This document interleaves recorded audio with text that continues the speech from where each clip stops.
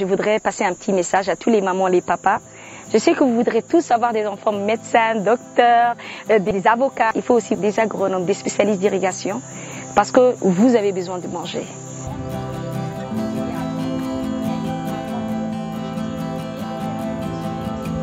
Moi, c'est Fahima. J'ai un nickname ou un surnom, une femme girl. Je suis une agri-influenceuse et j'ai une ferme. Et je suis aussi une activiste genre. J'ai eu la chance d'avoir presque une centaine de personnes qui ont commencé l'agriculture grâce à moi. J'ai cette impression que tout commence d'abord avec ce qu'on met dans notre bouche, parce que si on a faim, on ne peut pas marcher, on tombe malade. C'est une façon pour moi aussi de faire de l'activisme, parler du sol, des droits des femmes à accéder aux terres. Beaucoup de femmes aujourd'hui quittent les terres parce qu'elles trouvent que pour elles, il n'y a pas assez de fonds. Donc elles vont aller en ville trouver du travail.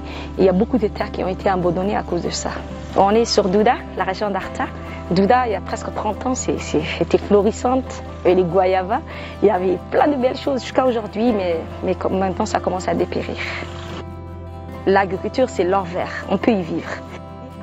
À Djibouti, on a vraiment beaucoup de problèmes du côté de changement climatique. On n'est pas le seul pays, hein, mais nous, c'est la chaleur.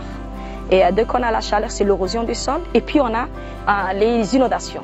Moi, j'ai dit que si on est préparé, on peut vraiment battre les changements climatiques.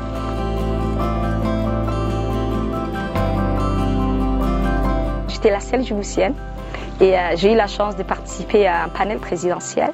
La chose dont moi j'ai parlé, c'est les terres qui sont en train de se vider. Ces gens qui sont en train de partir des régions et qui vont dans la capitale. Cette nouvelle migration. Mais aussi, ces terres qui sont abandonnées. Si les terres sont abandonnées, ça veut dire qu'il y aura moins de production. S'il y a moins de production, ça veut dire qu'il y aura plus de dépendance par rapport aux pays voisins.